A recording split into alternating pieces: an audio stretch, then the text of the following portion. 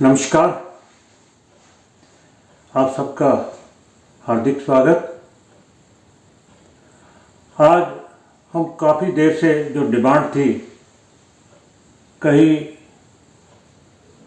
महानुभावों की ये दशा के बारे में थोड़ा ज़रूर बताएं, क्योंकि जिन्होंने 1 से लेकर 100 तक या ऊपर पिछले पाठ्यक्रम से पढ़ते आ रहे हैं वो कुछ कैपेबल हो गए हैं कि वो प्रेडिक्शन कर सकें, उनको ज्ञान हो गया है और धीरे धीरे जैसे जैसे जिस जिस टॉपिक का होता है वो करते जा रहे हैं।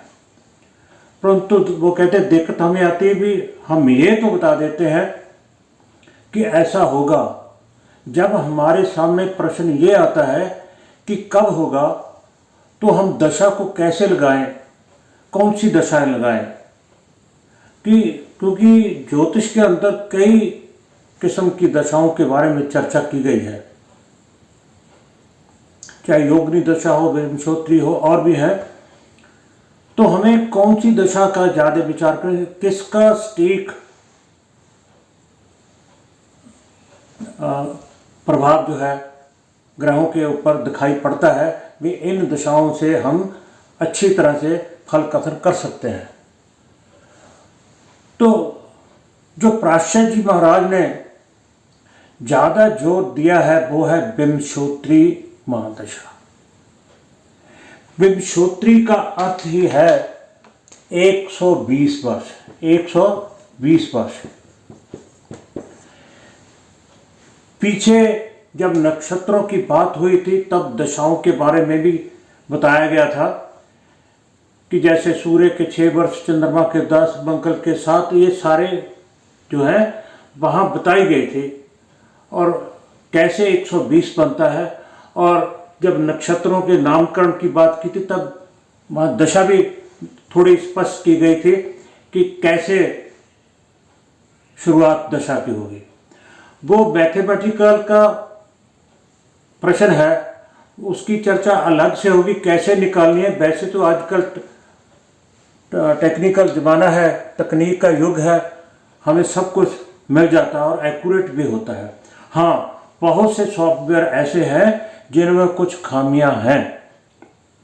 अगर उनको वो कह भी दो भी ऐसे नहीं ऐसे होना चाहिए तो वो कहते हैं भी आप हमें हम समय नहीं है, यानी वो कहते हैं हमारा सॉफ्टवेयर चलता है। जिनको नहीं सूट करता वो ना ले अप्लाई करें, कोई और सॉफ्टवेयर यूज़ कर ले। किसी सबके अपने अपने विचार है। तो हमारी कौन सी आज जो बात कर रहे हैं, पराशर जी महाराज ने जो विंशोत्तरी दशा जिसका प्रभाव फल कथन में अधिक और सटीक होता है वो है विंशोत्तरी महादशा। विंशोत्तरी महादशा 120 साल की, इनको डिवाइड कैसे है ग्रहों के मुताबिक कैसे है वो पीछे आप जाकर देख सकते हैं। मगर आज मैंने पराशर जी के 3 श्लोक लिए हैं। ये आज दशा फल का पहला पाठ है, पाठ संख्या 1 है और दशा फल ही इसका हेडिंग होगा। अगर आप इसको क्रमबद्ध से सुनेंगे, पढ़ेंगे तो आपको कोई दिक्कत नहीं आनी चाहिए।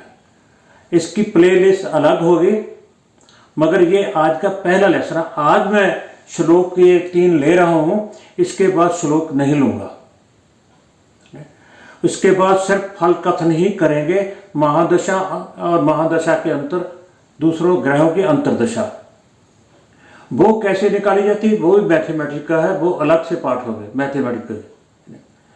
अगर परंतु हाँ, मैं इतना जरूर दावे से कह सकता हूँ, अगर आप ये 3 श्लोक अच्छी तरह से समझ जाते हैं तो आपको फल कथन करने में कोई दिक्कत नहीं आएगी। दशा फल को समझने में कोई दिक्कत नहीं आएगी कि कौन सी दशा है, ये कैसे फल करेगा।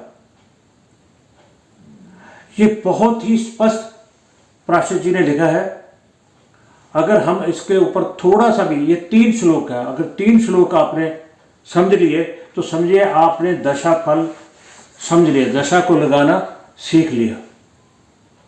बहुत आसान है, कोई मुश्किल नहीं। अगर इसके साधारण से अर्थ भी करें, कोई ज़्यादा, वैसे तो संस्कृत मेरे लिए ही एक प्रॉब्लम है, मैं क्योंकि संस्कृत मेरा विषय नहीं था, मगर मैं कोशिश करता हूँ डे बाय डे।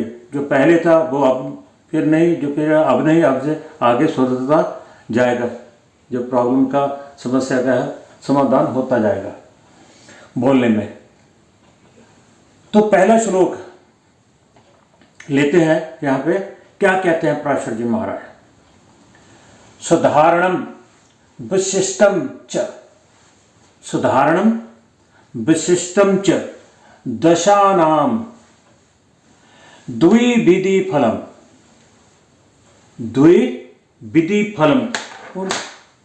और क्या, साधारणम, साधारण ढंग से, विशिष्टम च, चाहे विशेष ढंग से, दशा नाम, दशा नाम, अगर दशा का आप फल करते हैं तो कैसे होगा, द्विविधम, द्विविधम फलम।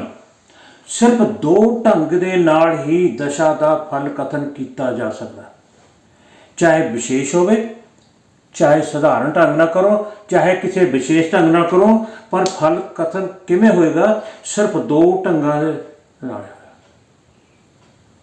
दो ही तरीके हैं इसके फल कथन करने के, और तीसरा कोई नहीं है।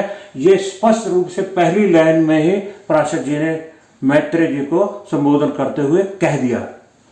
दूसरी लाइन में फिर वह बताते हैं कि दो जो ढंग है, दो जो तरीके हैं, जो मेथड हैं, वो कौन कौन से हैं, वो दूसरी लाइन में उन्होंने स्पष्ट कर दिए। ग्रहणाच स्वभावेन, ग्रह अपने स्वभाव के अनुसार फल करता है। स्वभाव क्या है, वो क्रूर है, वो सौम्य है, वो शुभ है, अशुभ है, उसके नैसर्गिक गुण कौन से हैं, उसके नैसर्गिक कार्यकर्तव्य कौन से हैं, ये उसका स्वभाव है। ग्रहणाच स्वभावेन, एक तो है ग्रह के स्वभाव के अनुसार, ये क्या हो गया, ये नैसर्गिक हो गया, नैसर्गिक।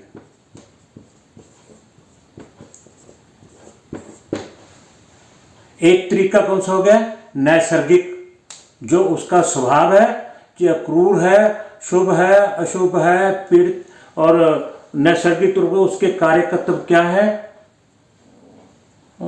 उसके डोमेन में क्या आता है, स्थान स्थिति विशेषण। दूसरा कौन सा है, स्थान और स्थिति, स्थान और स्थिति। वो जो D1 चार्ट है, उस D1 चार्ट में उसका अपना स्थान कौन कौन सा है। मान लीजिए मेष लगन की कुंडली है, तो मंगल लगन का स्वामी भी है और अष्टम का स्वामी भी है। ये मंगल के दोनों स्थान हो गए, और वो मंगल बाध्य है इन दोनों स्थानों का फल कथन है। स्थान स्थिति च विशेषणाच, स्थान स्थिति विशेषणाच। और वो बैठा कहाँ है, मां स्वामी तो वह इन दो स्थानों का है, और उसकी स्थिति कहाँ है, वो स्थित कहाँ है, और जिस भाव में स्थित है उस भाव का भी फल करेगा। यानी एक तो वह अपने स्वभाव के अनुसार करेगा, दूसरा स्थान और स्थिति के अनुसार करेगा। और जो स्थान और स्थिति है, ये क्या हुआ, ये हो गया तत्काल, तात्कालिक। ये क्या हो गया, तात्कालिक प्रभाव हो गया, क्योंकि किसी की कुंडली में वो लग्नेश नहीं है, वो दूसरे का स्वामी है। अगर दूसरे का स्वामी तो नौवे का स्वामी भी होगा, तो फिर वो उसके वो स्थान हो गए, जहां पर बैठा है वो उसका होगा। यानी वो कह रहे हैं, चाहे आप साधारण ढंग से दशा का फल बताएं, चाहे किसी विशेष ढंग से बताएं, मगर जो फल है वो दो ही तरीके से होगा। साधारणम विशिष्टम च दशानम दुई विधि फलम, दो ही विधि से फल कथन किया जा सकता है। कौन कौन सा? ग्रहणाच स्वभावेन, ग्रह के स्वभाव के अनुसार। फलम ज्ञम स्थान स्थिति विशेषण, और दूसरा अपने स्थान और स्थिति के अनुसार करता है। ये तो था पहला श्लोक। मेरे ख्याल में आपको बात समझ आ गई होगी। अगर मैं पूर्ण रूप से नहीं समझा सका, कोई आपको लगता है तो आप मेरे को प्रश्न कर सकते हैं, मैसेज कर सकते हैं भी ये कैसे हो गया। तो मैं पूरी संभव कोशिश करूंगा आपको समझाने की। चाहे आप फ़ोन भी कर सकते हैं और मैसेज या ईमेल भी कर सकते हैं। दूसरा क्या है? ग्रह वीरणानुसारेण फलम, ग्रह वीरणानुसारेण फलम। वीर कहते हैं बल को। ग्रह अपने बल के अनुसार फल करता है। करता तो दो ही ढंग से है, नैसर्गिक तौर पर क्या है उसके, और तात्कालिक तो क्या उसका स्वामित्व है, किस किस भाव का स्वामी है, वो कहाँ बैठा है। तात्कालिक और दो ही ढंग से करेगा फल, मगर करेगा कितना? ग्रह वीरणानुसार फलम, अपने बल के अनुसार। अगर कोई किसी को कह दिया जाए भी ये कोई वजन है 50 किलो, भी इसको उठाओ, परंतु वो 30 या 35 किलो उठा सकता है, वो उतना ही उठाएगा, 50 किलो का वजन नहीं उठा पाएगा। ग्रह की अवस्था क्या है, स्थिति क्या है, कितने अंश हैं, उसमें कितना बल है, षटबल में जाकर देखेंगे। बल के अनुसार ग्रह वीरणा अनुसार, वीरणा का मतलब होता है बल के अनुसार फलम, वो अपने बल के अनुसार फल करेगा। ज्ञम दशाशुच, वो दशा का फल कहाँ गया है, वो कहाँ बैठा है, क्या स्थिति स्थान है, और उसके नैसर्गिक गुण क्या है, उसके आधार पर वो अपने बल के अनुसार ही फल कथन करेगा। एक बात। दूसरे छोड़ो। और दूसरी बात उन्होंने क्या कहा है? उन्होंने कहा है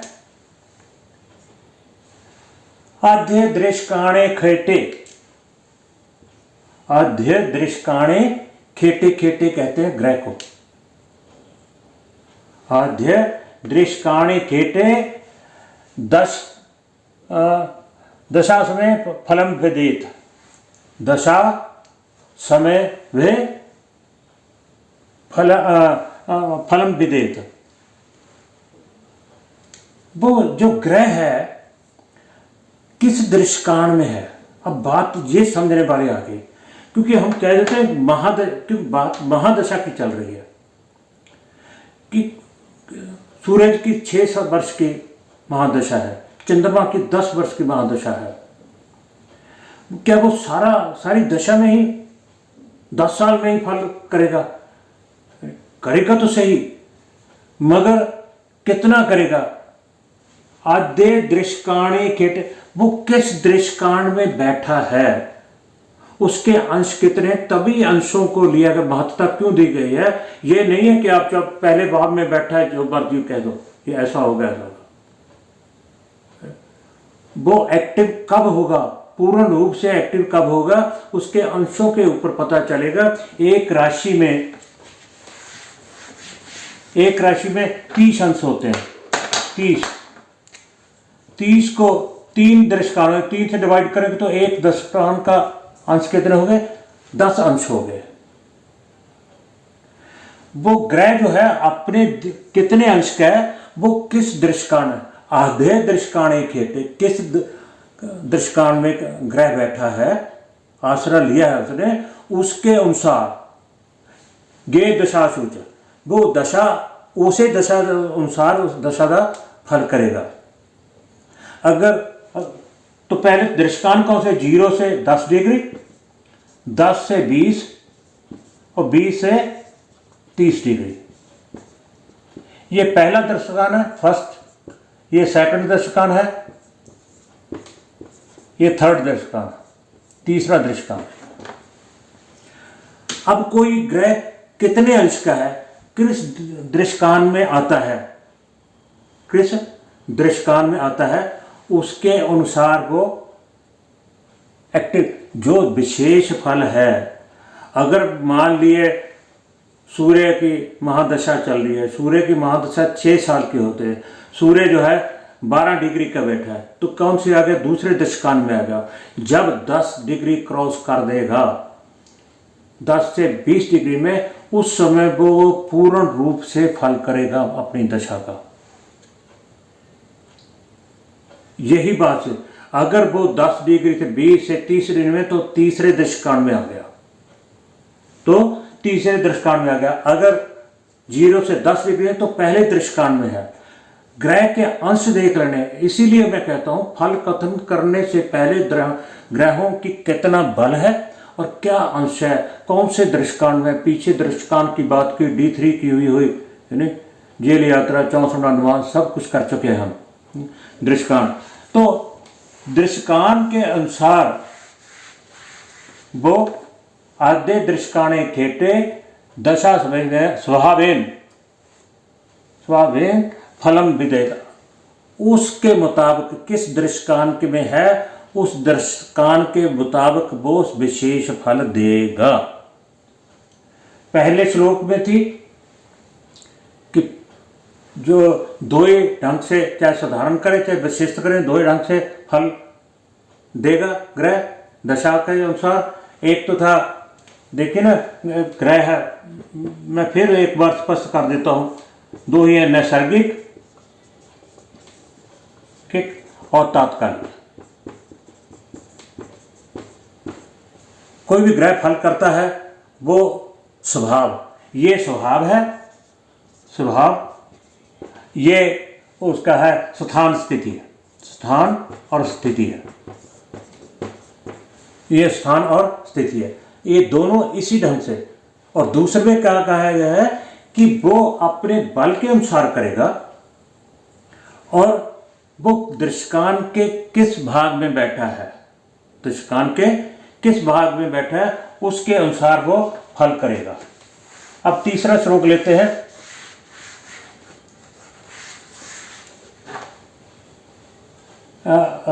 यहां था आद्य दृष्टाने ठेटे दशा आरंभे फलम, माफ करना, आरंभे ये जो है, जो पहला दृष्टांत जो है, अगर पहला है पहले दृष्टांत में तो दूसरे दशा के आरंभ में फल देगा। दशा आरंभे फलम विदेत, दशा के आरंभ में फल देगा। कब? अगर 0 से 10 डिग्री में अंतर है। पहला दृष्टांत, फर्स्ट दृष्टांत। दूसरे में क्या लिखा है? दशा मध्य फलम वाचन मध्य दृष्टांत गे खगे। कहना अगर वो मध्य दृष्टांत में, मध्य दृष्टांत कौन सा होगा? 20 अंश से 10 अंश से 20 अंश, 10 अंश से 20 अंश के में है, तो दूसरा सेकंड जो है, सेकंड दृष्टांत जो है उसे मध्य दृष्टांत भी कहते हैं। तो वो मध्य दृष्टांत के जब होगा, फिर पूर्ण रूप में सूर्य की दशा चल रही है, सूर्य 12 डिग्री का है, तो वो मध्य दृष्टांत में आएगा, मध्य दृष्टांत में आएगा। फल उसका रेगुलर जो है, स्वाभाविक है, वो शुरू हो जाएगा जब दशा शुरू होगी मंगल की। मगर जब वो 10 अंश क्रॉस कर जाएगा, 10 से 20 में बीच में आएगा मध्य दृष्टांत, क्योंकि वो 12 डिग्री का है, तो फिर वो पूर्ण रूप से विशेष प्रभाव दिखाएगा। और अगली लाइन में क्या है? अंते फले तृतीय स्थे। अगर वो तीसरे दृष्टांत में है, 20 से 30 डिग्री के हैं, तो वो थर्ड दृष्टांत में, थर्ड दृष्टांत में चला गया। अंते फले तृतीय स्थे, फिर वो तीसरे दृष्टांत में अंत में जो है 10 डिग्री से ऊपर जब चले 20 डिग्री से जब ऊपर चले जाएगा फिर वो विशिष्ट फल देगा। और अंत में क्या कहा, व्यस्तम खेटे बकर गे, ये बात सबसे इंपॉर्टेंट है समझे। अगर ग्रह बकरी है तो फिर क्या फल करेगा। बात अब ये आती है कि अगर ग्रह मार्गी है, मैं तभी कहता था ये अगर 3 श्लोक अगर महादशा के समझ में आ गए तो फल कथन करना मुश्किल नहीं है, बहुत आसान है, बहुत सीधी है। उन्होंने कहा है 2 ही ढंग से फल करता है, चाहे साधारण करो चाहे विशेष ढंग से आप कहो, 2 ही तरह से फल करता है, नैसर्गिक और तत्कालिक, अपने स्वभाव के अनुसार, अपने स्थान स्थिति के अनुसार। और दूसरे श्लोक में उन्होंने ये कहा भी दृश्यकान के अकॉर्डिंग करता है। अगर वो पहले दृश्यकान में है तो 0 से लेकर 10 डिग्री के बीच है तो उस समय प्रभावी ज़्यादा होगा, मध्य दृश्यकान में तो मध्य में होगा, अगर अंतिम दृश्यकान में है, तीसरे दृश्यकान में है तो लास्ट समय में 0 से जाते हुए आखिरी 2 साल, क्योंकि 6 साल की सूर्य की दशा है। मैं एग्जाम्पल ले रहा हूँ 6 साल के, इसको 3 से डिवाइड करेंगे तो 2 साल आगे। पहले 2 साल जो है वर्ष हैं वो साधारण फल हो गए, मगर वो 12 डिग्री 14 डिग्री 20 से बीच है तो उसका उस समय प्रभाव ज़्यादा होगा। अगर ऊपर से फिर तीसरे साल में, अगर तीसरे दृश्यकान में है तो उस समय उसका लास्ट के 2 साल जो है उसमें ज़्यादा असर दिखाएगा।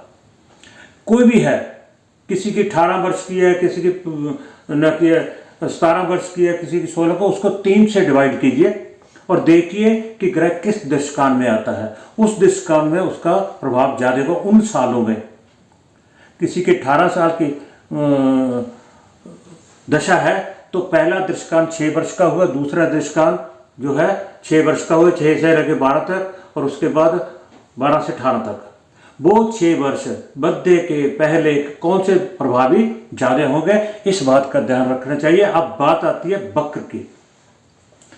व्यस्तम खेटे च बक्र गे, तो अब बात आती है बक्र। अगर ग्रह बकरी हो, बकरी अवस्था में, मार्गी ना होकर बकरी हो, और आपके चार्ट में किस डिग्री का बैठा हमें ये देखना है। क्या क्या है राशि जी ने, व्यस्तम खेटे च बक्र गे। अगर ग्रह बकरी होकर चल रहा है आपकी कुंडली में तो वो किस अंश का है, इस बात को हमें देखना होगा कि वो उसकी कितने हैं, अंश कितने हैं, वो कौन से दृश्यकान में आता है। मान लीजिए पहले जैसे हमने सूर्य की एग्जांपल ली थी, हम शनि की लेते हैं, कहते हैं कि शनि की जो है 19 वर्ष की दशा होती है। इसको 3 में डिवाइड करेंगे तो कितने, 6 3 18, 6 वर्ष और 4 मंथ, महीने, 4 माह। 1 वर्ष बच गया, उसका तीसरा हिस्सा कौन सा होगा, 3 से डिवाइड करें 4 मंथ, 6 वर्ष और 4 महीने का दशकान हुआ। मान लीजिए शनि जो है 8 अंश का है, 8 अंश का है, तो अगर ये मार्गी है फिर तो ये अगर मार्गी है तो फिर क्या होगा, ये पहला फर्स्ट दृश्यकान है, पहला दृश्यकान है। मगर ये बकरी है, अगर बकरी है तो ये तीसरा दृश्यकान है, थर्ड दृश्यकान है, इसको तीसरा दृश्यकान कहा जाएगा। जो पहला है वो तीसरा बन जाएगा, जो तीसरा उसको पहला मानेंगे। मध्य का जो दृश्यकान वो मध्य में ही रहेगा, पहला तीसरा बन जाएगा और तीसरा जो है वो पहला बन जाएगा। फिर आपको ये देखना है कि अगर तो वो 10 से 20 डिग्री के बीच में तो मध्य दृश्यकान में है, चाहे वो मार्गी हो चाहे वो बकरी हो, वो सेम ही रहेगा उसका फल, क्योंकि उसी तो कौन से ज्यादा प्रभावित होगी शनि के लिए, 12 वर्ष 8 महीने के बाद अगर मध्य दृश्यकान है तो 6 वर्ष 4 महीने के बाद जो अगले 6 वर्ष 4 महीने से लेकर 12 वर्ष 8 महीने तक जो समय होगा वो स्पेशल होगा, उसमें ज़्यादा प्रभाव होगा। यहाँ से लेकर 12 वर्ष और 8 माह तक ये जो समय होगा इसमें शनि ज़्यादा प्रभाव दिखाया। अगर आपका शनि मध्य दृष्टिकान में आता है, फिर चाहे मार्गी हो चाहे वक्री हो। हाँ, अगर वो पहले दृष्टि 8 अंश का है, अगर मार्गी है तो पहले 6 वर्ष 4 मंथ, अगर वक्री है तो लास्ट के जो दृष्टिकान है वो पहला बन जाएगा, क्योंकि उल्टा चलता है। वीडियो ज़्यादा लंबी हो जाएगी, इसलिए माफ़ी चाहूँगा।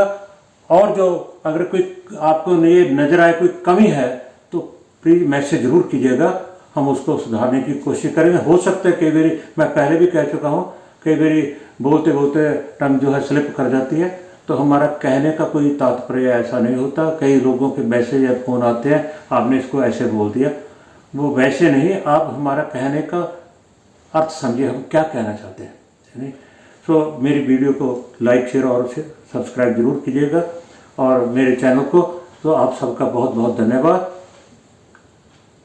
कृपया पाठ क्रम से पढ़िएगा। एक बार फिर से धन्यवाद।